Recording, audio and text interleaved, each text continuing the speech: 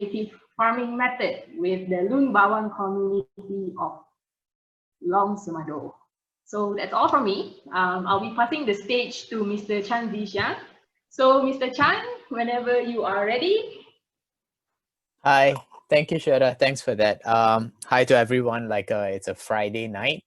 Thank you for spending your time with me and to listen to what I've got to say. Just give me a minute as I pull up my screen. All right. Are you guys seeing my screen now?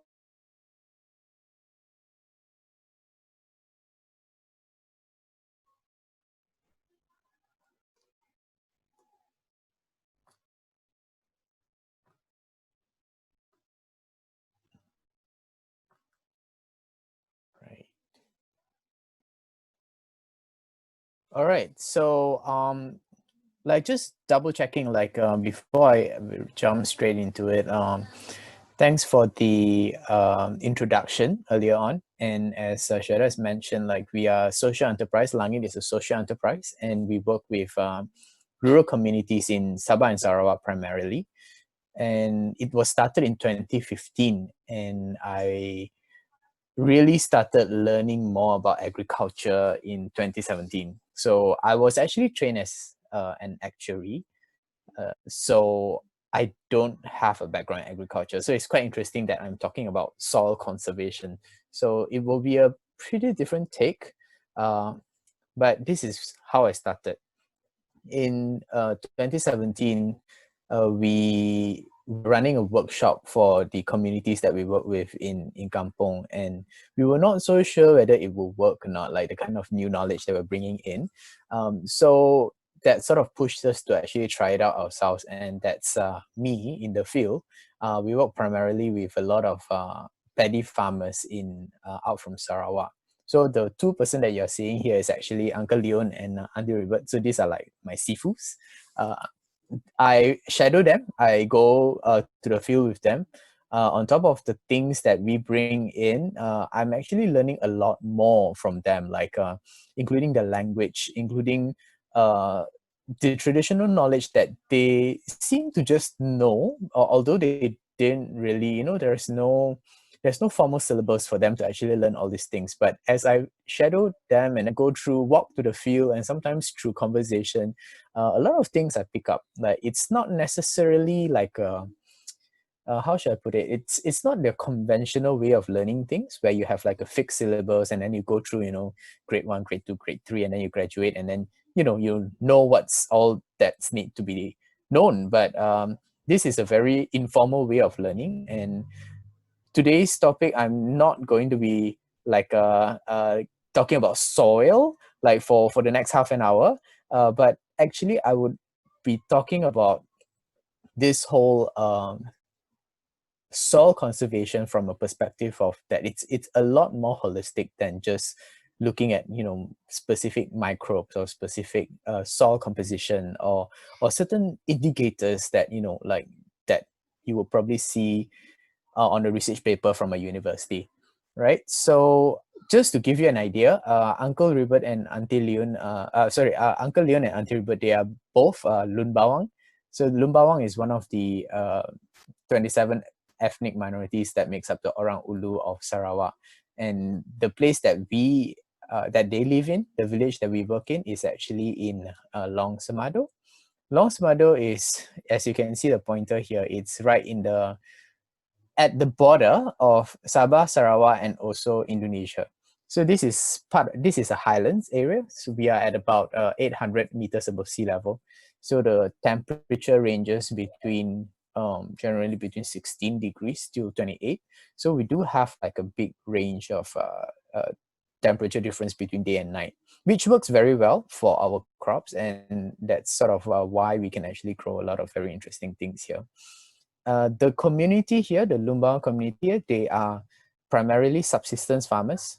Subsistence farmers meaning they actually plant for their own consumption. So I have to make this clear in the sense that they are farming really for their own consumption, which means that the way that they farm is very different from conventional farming. Like if anyone is from that, from agriculture, for example, or from the industry, it would be very different from what most people would think. Most people in the industry would think of agriculture should be. But interestingly, this concept of subsistence farming is actually what the layman would probably think of farming to be. And I will explain that a little bit further. So the community here, they plant wet paddy. So this is, so people think that when I say that I work in the highlands, people think that I plant padi bukit or padi huma, which is on dry land, on slopes. But actually we are not. We are actually planting wet paddy, but it's just that the paddy fields are elevated 800 meters above sea level.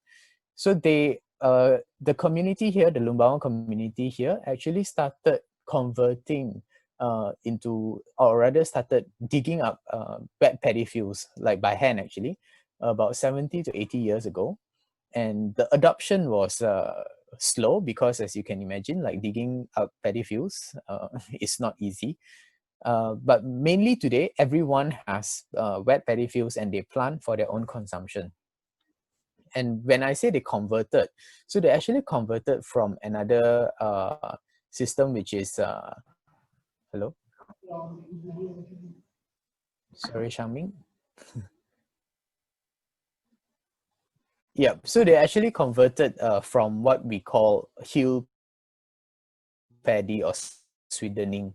So sweetening is also known as slash and burn. It is also known as shifting cultivation, and it has been at the butt of a lot of accusations of how we actually caused the haze that, you know, that seems to be like a annual occurrence thing, like, but you know, this year seems to be pretty okay. Well, I shall not jinx it. So these are sort of like the two main cultivation methods that they practice. Some still do sweetening today, but mainly all from wet paddy.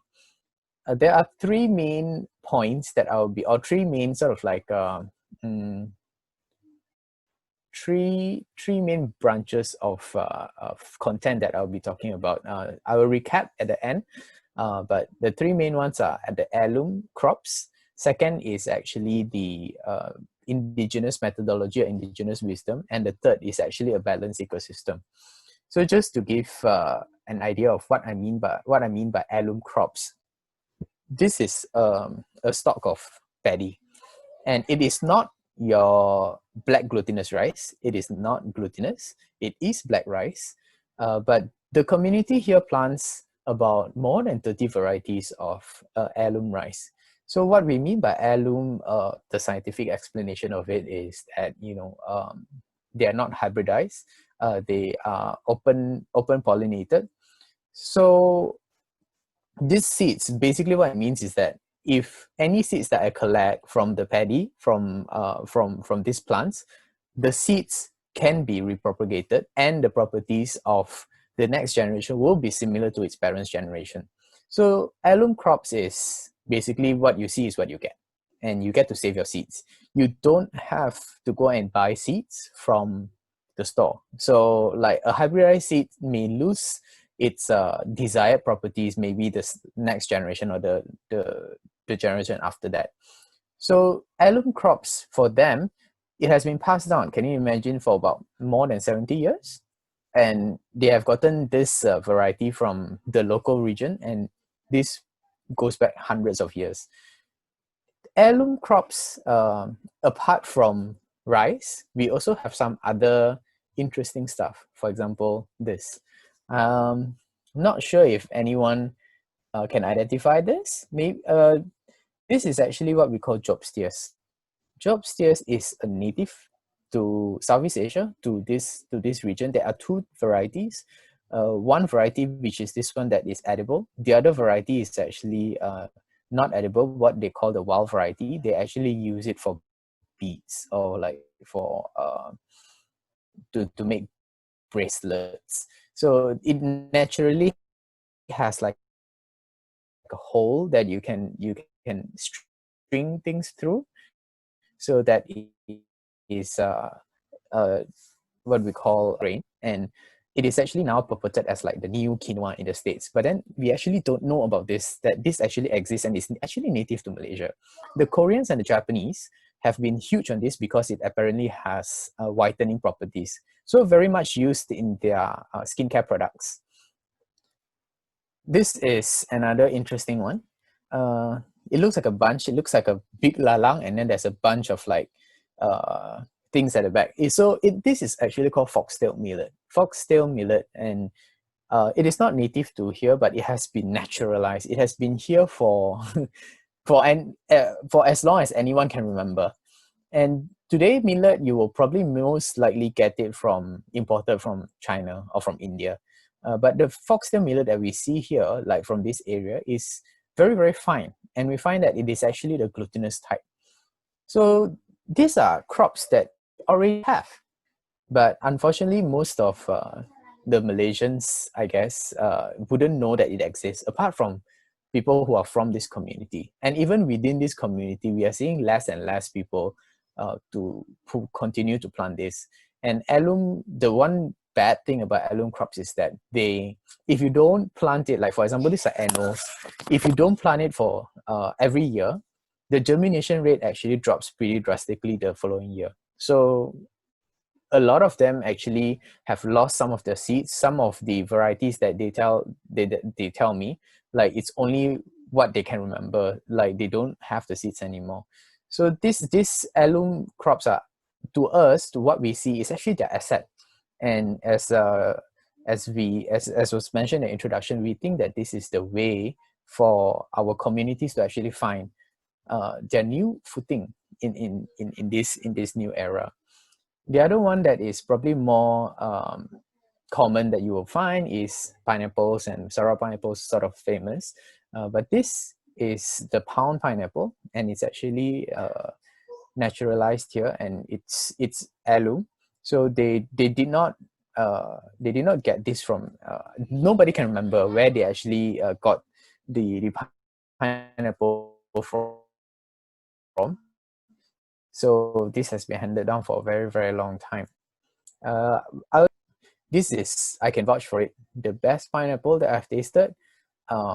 It's a life-changing thing, and I always tell people when I bring them over to visit that, be careful with this pineapple. Once you taste it, you'll never go back again. And no, you cannot get it from KL, because the place that produces this is actually 4 hours off-road from the nearest town, from Lawas. And then from Lawas, it's a nightmare of a transport to actually get it to anywhere near to KL. But just to finalize a little bit on the first point, heirloom crops. Heirloom crops, as you can see, it's very diverse. There's a lot of them, different for different purposes. Like for example, I told you that there are more than 30 varieties of rice, and I can bet with you, like most people in Malaysia today, you ask them, what rice variety are you consuming? They'll tell you, oh, I take basmati. Maybe they can tell you pusa cream. I take Thai jasmine fragrant rice, and they will name you a brand, but they won't know the variety. And they ask you what is the local brand or what is the local rice. They say, oh, cak rambutan lah, or nasi lemak. But you ask them really what is the rice variety, not many people can tell you. Maybe some Kelantanese can remember that the red rice that they have to make, it's actually called beras dagang. Even then, we don't see it much being planted anymore. A lot of the farmers and a lot of the rice that are being planted today in West Malaysia are hybrid seeds that they purchase. So the first good thing about heirloom crops is there's huge biodiversity. And our communities can tell you that, oh, this black rice got 3 types, and this one is good to make porridge, this one is good to make kueh, this one is good for that. And when white rice, they have 7, 8 varieties at least, and they can tell you, okay, this one is to make this dish, this one is to make that dish, this one smells like that one smells like that. It's amazing. Like, this is actually a treasure trove that we had no idea that Malaysia still have. And because these heirloom seeds have to be planted every year, so actually they are more resilient, as that's what we found out, compared to a lot of the introduced ones, because they have actually gotten to acclimatize to the kind of weather pattern and changes and the kind of environment changes that happens. So gradual. So they have sort of so whatever that survive every year, the one that we harvest, they are the survivors. So if you think about it from the evolutionary point of view, they are the fittest. So they pass on the fittest gene, and we believe very strongly that when everywhere else, people seeds that were sort of parachuted in will not do well, I think our heirloom seeds will not have any problem. And of course, for us as a social enterprise, we saw that this is a specialty. This is something that is so unique to us, that is so unique to Malaysia and to this specific place in rural Malaysia, that we strongly believe that that is actually our way to actually build an economic bridge and bridge the economic gap between the rural and urban economies. So the second point that I want to bring out is indigenous farming wisdom. So there are many things, and it's a very concerted system that they use, but I will drop a few interesting ones that are probably not so common and not so you couldn't really predict. All right, so the same uncle, that's my Sifu, Uncle Leon, and his kerbau. So the kerbau here in Long Sumado plays a very interesting role. The kerbau is not being used to till the land. In fact, our fields has never been tilled, like never from day one. So the buffaloes are actually are released into the field, and they are free roaming after we have actually hand harvested. So what you see here in this picture is the remainder of the paddy stalks, and the buffalo actually eats up the rest of the paddy stalks. While they're doing that, they're actually, frolling in the mud, they're trampling around. So that's where the turning of the soil happens. And of course, they also pass motion, and then their feces are actually those that goes in to actually refertilize the whole place. So we harvest here in January. By February, we are done. And then the buffaloes are released. So we only do a single crop. So one harvest per year. And they will be in the fields for up until July. So they will clean up the fields, and the fields will be just nice and supple. We just need to remove a little bit of the grasses that grow eventually, and we are ready to plant. So this whole method is actually very labor saving. You don't have to till the soil. And I know a lot of us, when we think about paddy farming, you remember from primary school, there's this whole process, and then you have to bajak the sawah, and then someone has to stand on this till and then being dragged by the buffalo. So I was just surprised that they actually don't do this at all. And the quality of the mud or the soil of our field is amazing. We don't need to put any input at all. There's no fertilizers. We don't use any pesticides. So they were naturally organic. And when I actually compared the yields that we get from the fields, I'll talk about that in much later. But the yields that I found from just traditional farming is actually very much comparable to the average yield of our conventional paddy farmers. But bear in mind, those have a lot of costs, to actually get fertilizers, a lot of costs to actually use the pesticides, and also the cost of subsidies that the government actually have to give to the paddy farmers to actually fertilize their fields. Whereas over here, we are actually producing very good quality rice, organic nonetheless, and we don't even have any input costs. Of course, the input cost that we're talking about here is labor lah. But they plant for their own consumption, and it's just whatever that they could just bring down and sell just to get a little bit of cash. They have plenty, so much that before we started, we felt so pained that a lot of this excess were actually given to their livestock to feed their chickens, to feed their dogs. And we were thinking, this is just wrong. How is it that we are eating all this imported rice and food laden with pesticides in town, whereas this kind of top quality stuff is actually being fed to the livestock in kampong. So this is one of the most interesting part or most different indigenous method that they use. No tilling, and they just use animal husbandry or buffalo to actually complement that doing. Second one is coming back to pineapple. So pineapple, unfortunately today, if you go to the market and you buy pineapples, they are always sold by their size or by their weight. And because of that, most pineapple farmers will tell you that, oh, pineapple only bear fruit once. Actually, pineapple can bear fruit. It's a perennial though. It's not an annual plant. So, and most people would not know that because the recommended method to plant pineapples is to actually uproot everything after your first harvest. And the reason for that is because your first harvest will always yield you the biggest fruit, but it does not yield you the best quality fruit, meaning for eating, for consumption. The taste, the aroma, the sweetness, the lack of acidity, you know, that bite when it hits your tongue. So pineapples here, the first harvest, we can get up to 5-6 kilo per pineapple, but the locals will not eat it. They will just sell it to people for the sake of a trophy, like it's a big pineapple. But for anything that they consume themselves is usually between 800 grams, around that. It's not a huge pineapple, it's just a medium-sized ones, and they taste amazing.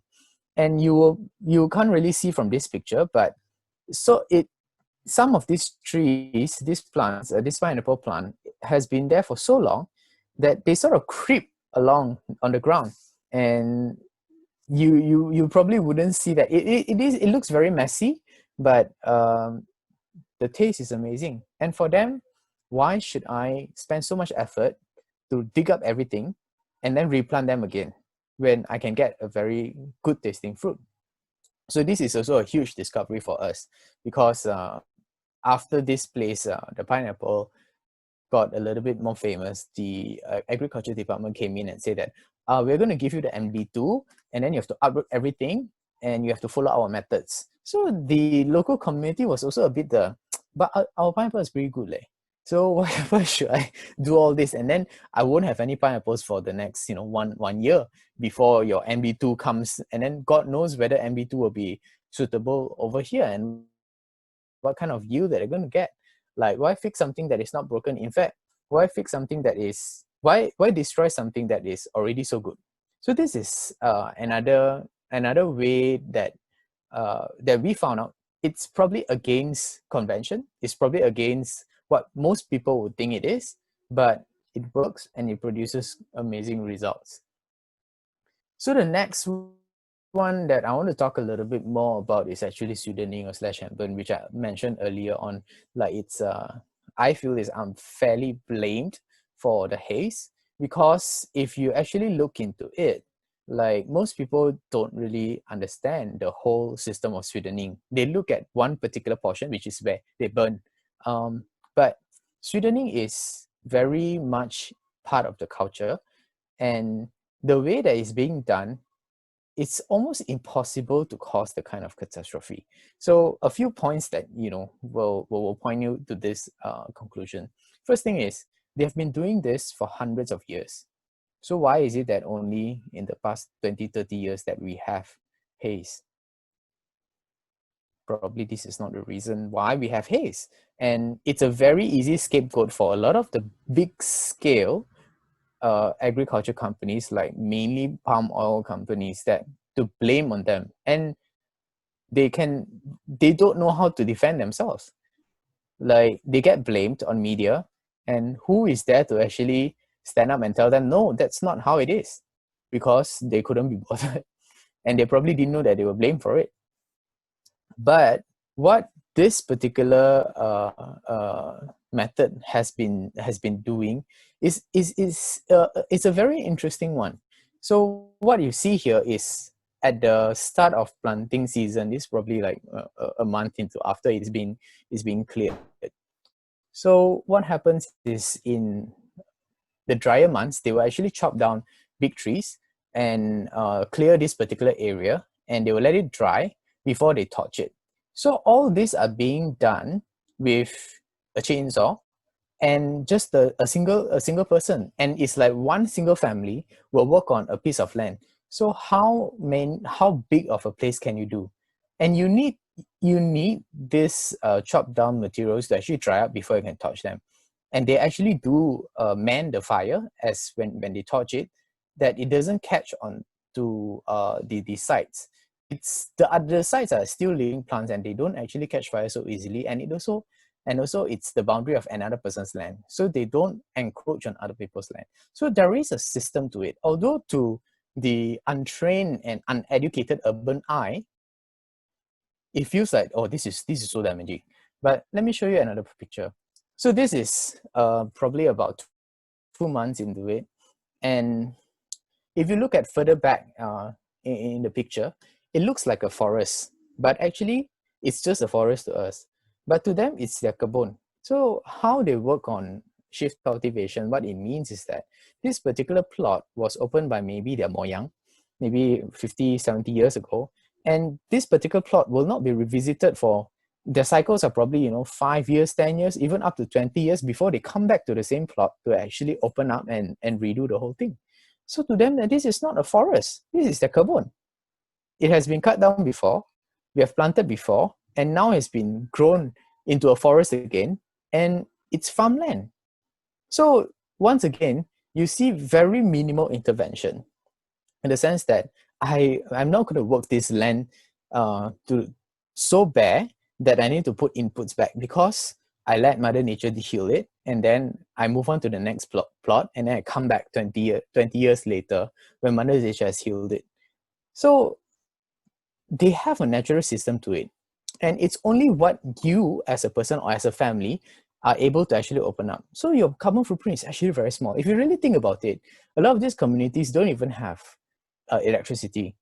So their carbon footprint is probably much smaller than yours and mine, because they don't even have electricity. They don't have carbon. They don't generate electricity from, they don't use the electricity generated from carbon fossil fuel. And whatever they do here is, and they don't travel, they don't take flights, they don't jet around. Their carbon footprint is probably a lot smaller than any other urbanite. That's food for thought. So the next thing about Swedening is that how they are being planted is also very diverse. So they don't usually do monocrop here. So how they do it is that they have a cocktail of seeds that they save. So over here, you can see quite a number of things growing. You have the amaranth, you have the corn, you have the pumpkins, and what you don't see, it's smaller ones, which I have a bigger picture later, is actually the local variety of a kind of a mustard of the Brassica family, Brassica juncea. The variety is native to Sabah and Sarawak. It's called the Daun Abi, Daun Sadai, over here in Lumbawang.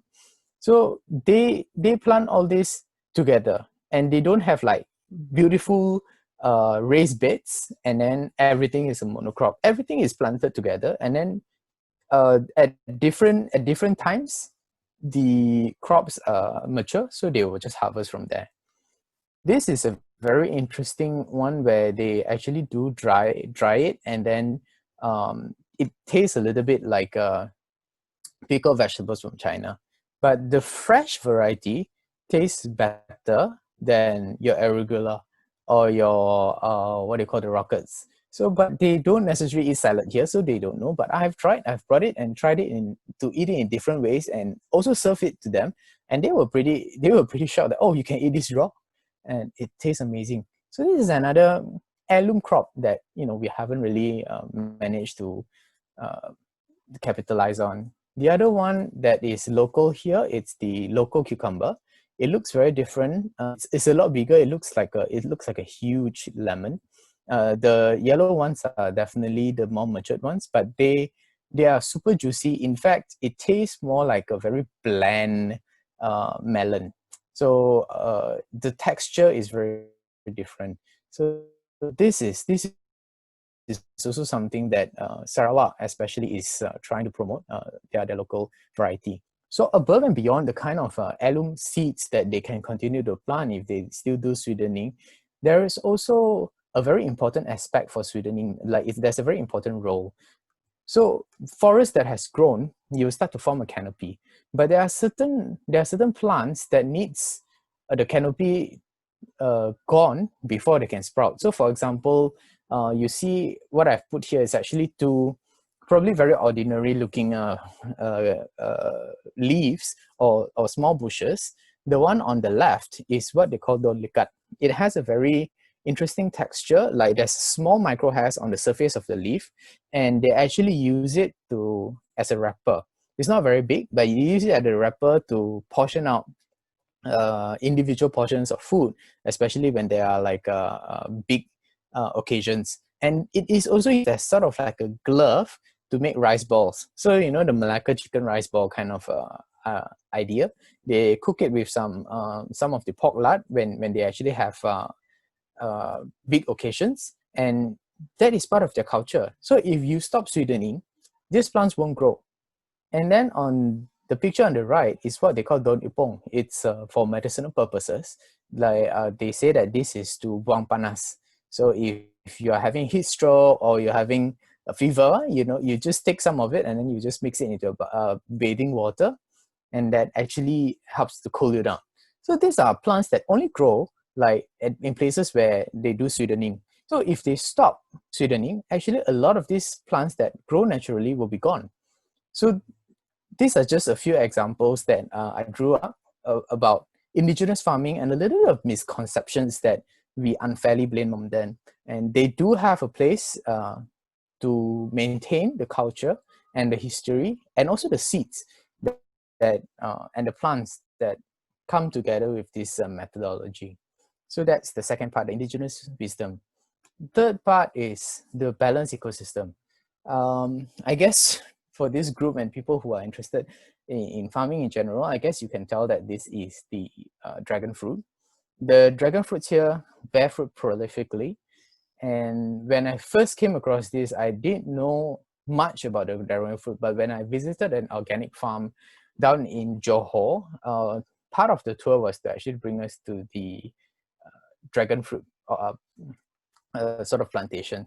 And it was grown in this polytunnel and there were lights on it. And then the explanation was that dragon fruit is expensive because there's a lot of labor involved in it, because the dragon fruit flower only bloom once and they bloom like at night. And by the time it gets into mid-morning, the bloom will close. And if the flower doesn't get pollinated, you won't get any fruits. So for this organic farm, for them to actually have a harvest, they actually employ people to work through the night to actually hand pollinate the dragon fruit. So I was pretty shocked. I didn't know that, you know, I thought only vanilla needs to be hand pollinated. I had no idea that dragon fruit has to be pollinated. So when I came back to Kampong and then I asked our Kampong friends and said, wow, who taught you all how to hand pollinate your flower that you can get the dragon fruit? So imagine what is their response. They just look at me like, what's hand pollination like? And they had no idea what I was talking about. And I said, nah, you know, like, you know, you the flower, you take this and then the pollen onto the stamen, and then it's like, no, who does that? Like then I said, so how does your dragon fruit then if you don't do that? They said, it's like, you know, the plant will flower. After the flower will close, and then you become fruit lah. And at that moment, I felt so stupid. They did not pollinate because the environment is so full of pollinators. Like you could see within the flower. So when I went closer, I could tell pollinate. Like why do you need to make your life so difficult and miserable to actually do that? For them, you take care of the ecosystem takes care of you. So this is the next picture, that we have so much fruits here that it's really impossible to finish. But because of the kind of remote area that we are at, it is also very difficult for them to actually monetize the kind of crops that they have.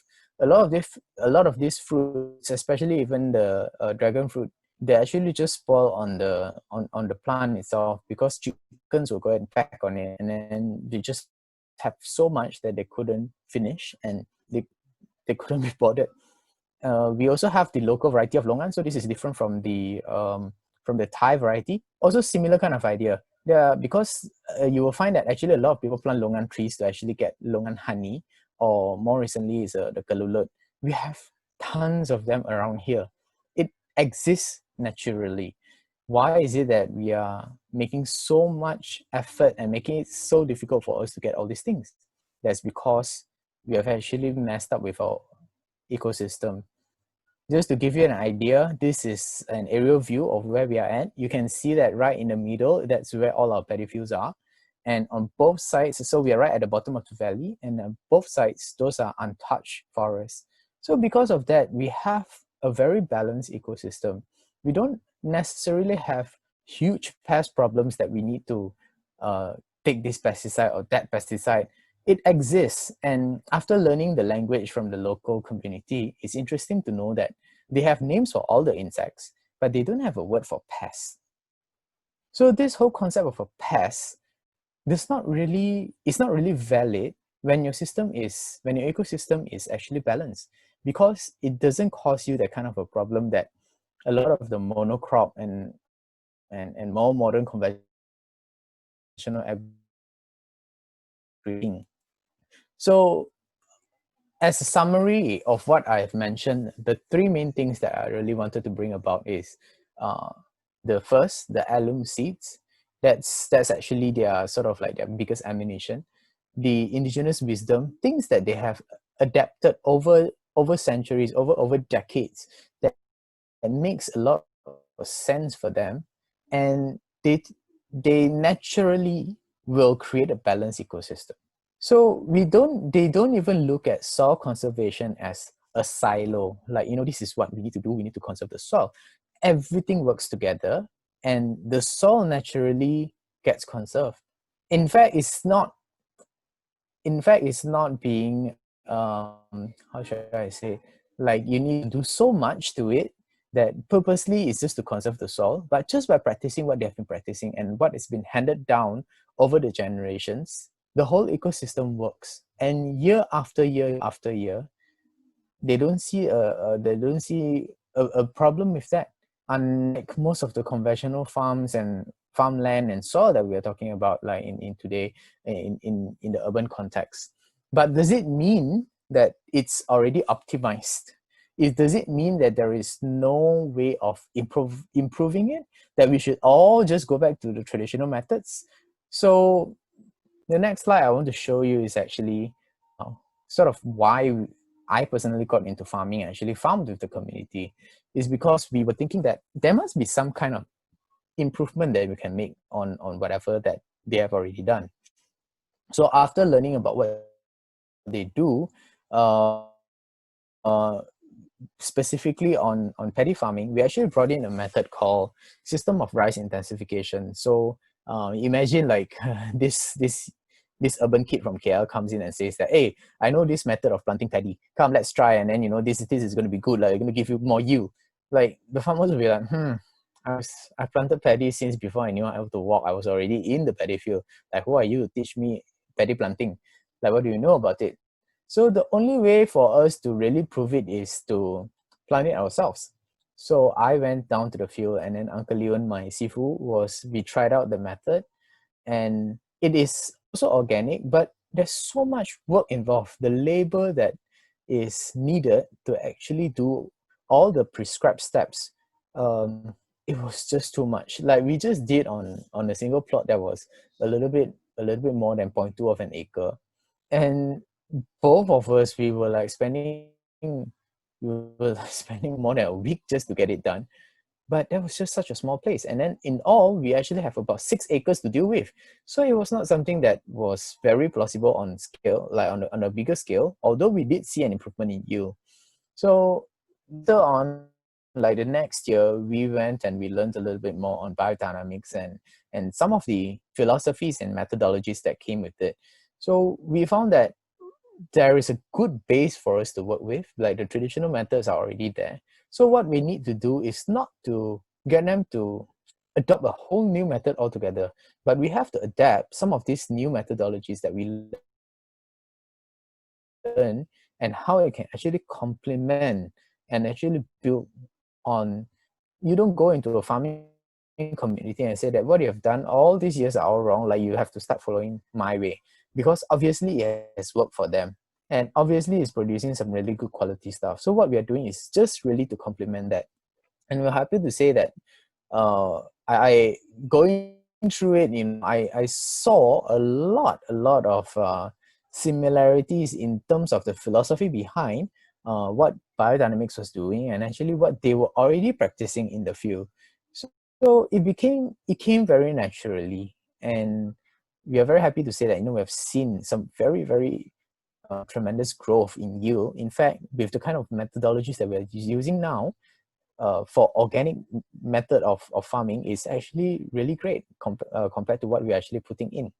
So this is just a short and a more easily consumable kind of take of what I have worked for the past 4 years. And we believe that by marrying traditional wisdom and new methodologies, we can actually chart out a new path for our rural communities. So that's it from me, and I guess there will be some form of Q&A after this. So back to you, Shada or Shami.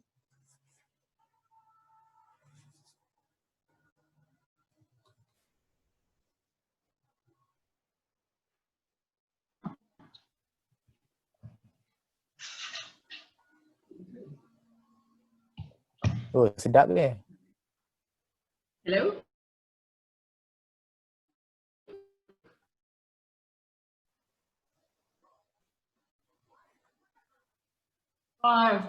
Sorry, it's hanging a bit.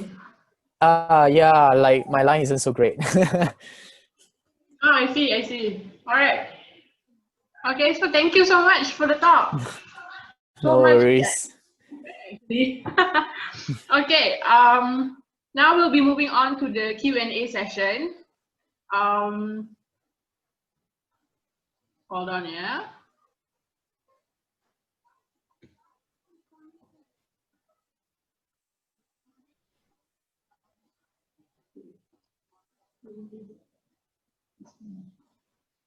I'll be checking if you guys have anything. Okay, do anyone here has any questions to ask Mr. Chan? You can just call me Z. Z is easy. Oh, call you Z. Okay, Yep. sorry. Yeah. It seems like we do not have any. Well, I must have been so great that there's so clear that there's no questions, or it's just not interesting enough. All right, so we have no, it's interesting, I don't know like that. Okay, we have someone raising hand, Saravana Priya, so I'll allow you to talk and ask the question.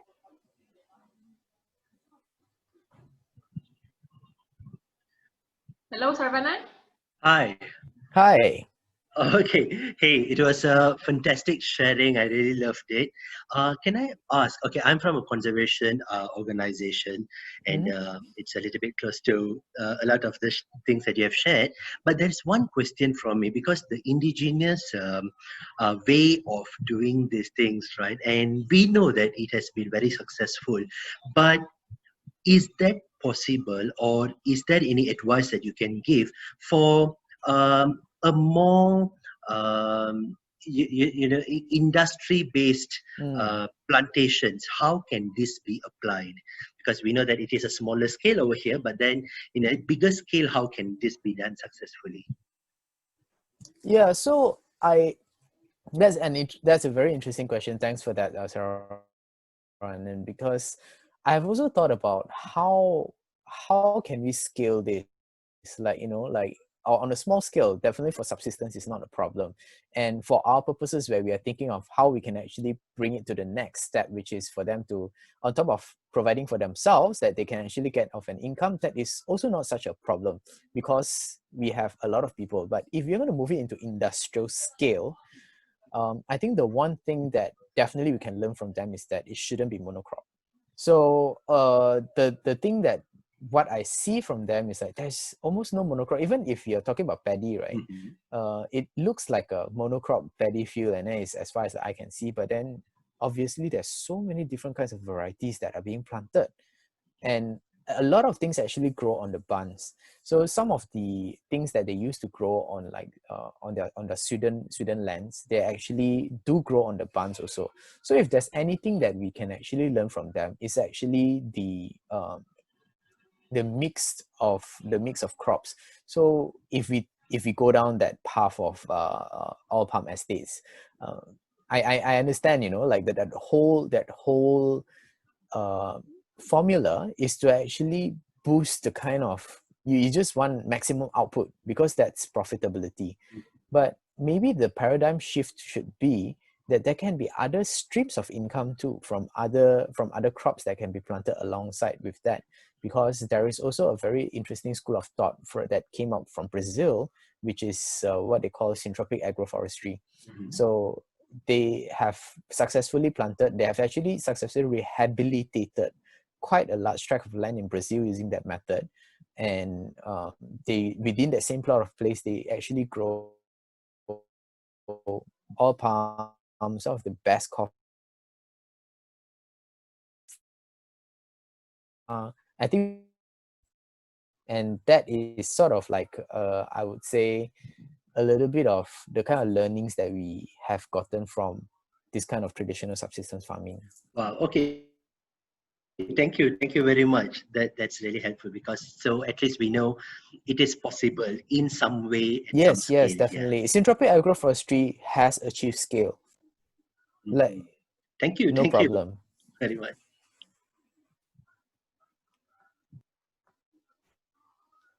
Okay, so anyone else has any questions, you may ask in the chat box or in the Q&A box. I'll check it for you. On Facebook, we actually we have one question from Facebook, but I'm not sure what this topic is referring to. So from Wong Wai Yim, she asked, can similar steps be adopted for orang asli in Peninsular Malaysia? Yeah, so unfortunately, I have to say that the orang asli of Peninsular Malaysia is generally, I would say, in not such a great shape compared to a lot of the compared to the orang asal communities of Sabah and Sarawak. Because I do know for a fact that a lot of them has actually lost their heirloom seeds. So they used to plant, at least the villages that I know of in Pahang, they do not do this padi bukit anymore. They used to do it, but then the policy that came down was that you all switch to cash crop. So tanam getah, tanam sawit, and then jual, and then you can beli your beras. So that was the kind of development that was sort of promoted by the authorities. And as I mentioned earlier on, like with heirloom seeds, if you don't plant it one cycle, you start to lose it. So only very few communities actually have that anymore. And but it's good to but I'm very happy to say that, you know, they are starting to revive it. But because this has stopped for quite a number of years, that when you revive it, you need to go back and look for the seeds again, because they don't keep the seeds anymore. So in Semenanjung, unfortunately, you know, it's quite sad. But there's a very interesting comparison that I can bring out. You know, during the recent MCO where everything was locked down, so a lot of the orang asli communities in Semenanjung were finding it difficult to actually access food, because they were sort of forced to go into this transition. They are forced to go into more commercial kind of planting, that a lot of them were depending on the system to actually get food. So when everything was locked down, there was no work, they couldn't access. Actually, they were in very dire straits. Like, although they were in kampong, they really didn't have much. But in comparison to our rice farming community in Long Semado here, we were so worried that, you know, they will be affected. But then we called them up, and then they say like, oh, we have no problem, like we can live on indefinitely here for forever. And they didn't even need to go down to town to get anything, because we actually produce salt here. Like, there's the Highland salt, we actually produce our own sugar. We have our source of animal lard here. So if you think about it, this whole subsistence, like it's so we find that this community is in such a great shape. I mean, although, you know, from the larger conversation, it's like, oh, you guys are backward, you guys are primitive, you know, you should all tanam, like, get more money, you know, tanam all these cash crops. But in times of crisis like this, you see that who is really resilient? The community is amazing. Like when I'm here back, I'm now back in Kampong, and that's probably why my line is so terrible.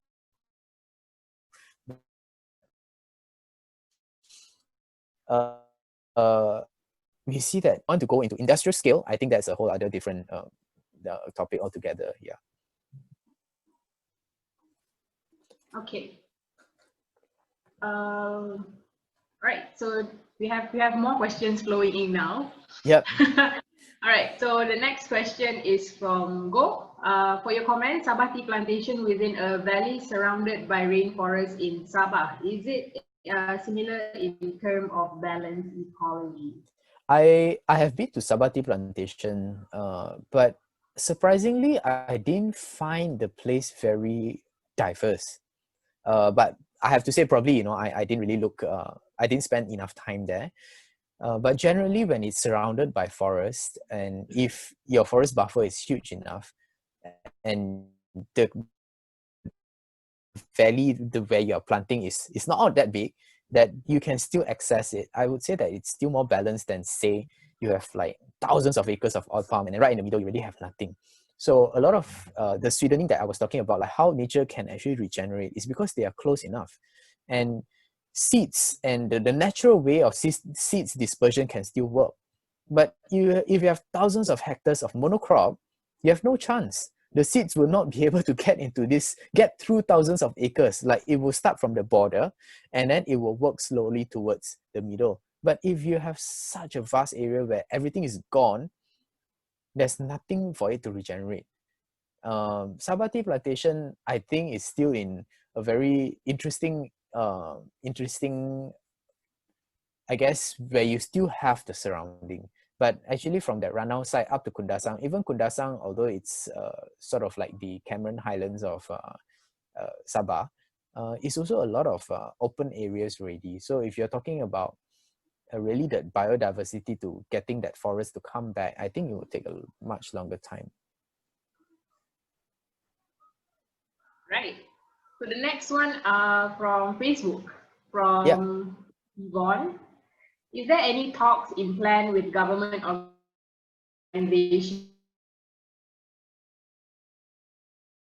to further encourage such knowledge to be preserved or even... Sorry, is it me? Like, it just hang for a while. I missed the last part of the question. Oh, sorry. Yeah, I think so. It hang for a bit just now. Yep. Sorry, what was the question again? Because I Right. don't... I'll repeat the question. Yep.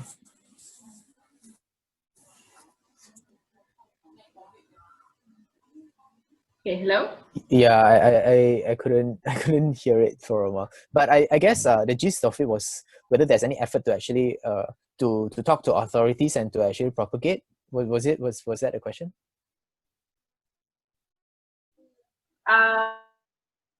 Is there any talks in plan with government organizations to further encourage such knowledge to be preserved or even research and design to increase productivity? So we actually spoke to the Ministry of Agriculture before, and unfortunately, this kind of views that we hold is not so mainstream, I have to say.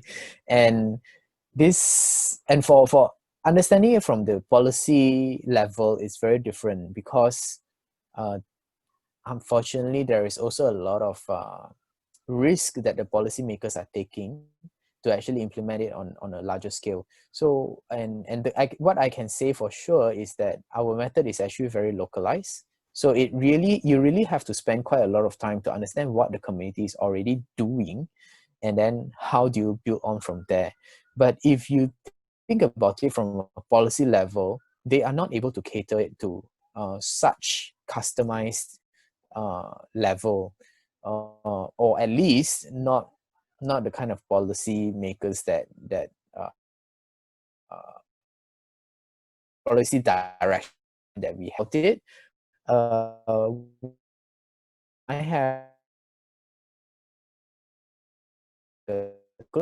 that we hope we can actually distribute and more people can actually find out about it.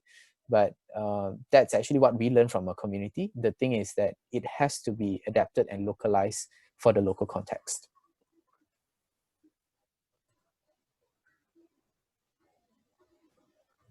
Right. So the next question from Facebook Yeah. also, can we use the seed from Sabah or Sarawak to plant in Peninsular Malaysia? Technically you can, but there is also the legislation to think about, because these are properties of Sabah and Sarawak, and there are actually regulations that actually prohibits this biodiversity from being stolen out from there.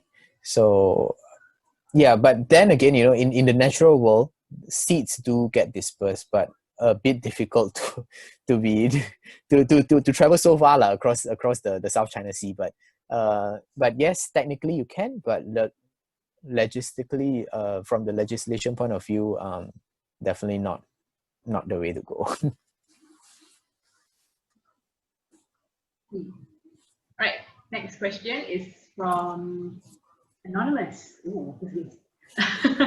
Can you talk more about your experience in the paddy field? You mentioned that the whole process takes a lot of time. So what are they doing differently that's time consuming but it effectively increases their yield? I guess this is where I spoke about SRI, the system of rice intensification. So long story short, there are many steps that culminates or that makes up system of rice intensification, and they come from different reason of why you do it. So some steps are more easily adapted, some steps are more difficult in terms of labor. So the easy ones I can offhand tell you is early transplanting. So for example, traditionally a lot of paddy fields, a lot of paddy farmers, how they do it is that they actually have a nursery plot, or what we call there, and then after about 30 days, they will actually pull them up and then transplant them into the bendang, to the sawah, to the big ones. So if you were to actually transplant earlier, say by 10 days, or maybe by 14 days, you do see an immediate effect on the tillering. So tillering gets a little more technical. Is where a single paddy plant, when you actually plant it into the field, it will actually split up, because the paddy is a grass. So tillering means from the single seed, it actually has anak, what they call tillers.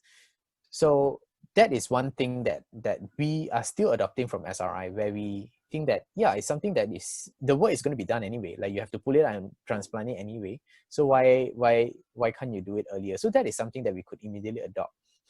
The more difficult thing that we found very difficult to adopt was actually weeding. So SRI recommends that we do weeding at least one time, or at best 3 times after planting. So what we mean by weeding is actually, because SRI, this is very technical, like you reduce the water in the paddy field, and what happens is that a lot of grasses will grow, so it becomes weeds in the paddy field. So to combat that, you have to weed it every 10 days. So that is just too much for us. And SRI has been very successful in countries like in India, and I know in Indonesia people use it, and in Philippines. And so from what we realize is that the countries where it's very successful, they actually have no shortage of labor. Whereas for us, we have minimal amount of labor. So to give you a comparison, for us, we have about 3 people working on 7 acres of field. So that is the kind of amount. And we don't have much mechanization here, like traditional ones I'm talking about. Whereas in Indonesia, they have 7 farmers to 1 acre of field. They are looking for a job. They want to go and weed the field so that they can get a job. So it's something that the local conditions are more suited for and in Indonesia, whereas over here it's not something that we could do. So we needed to try something different that made sense for us. Yeah, so that's what I mean by the amount of work that we needed to do.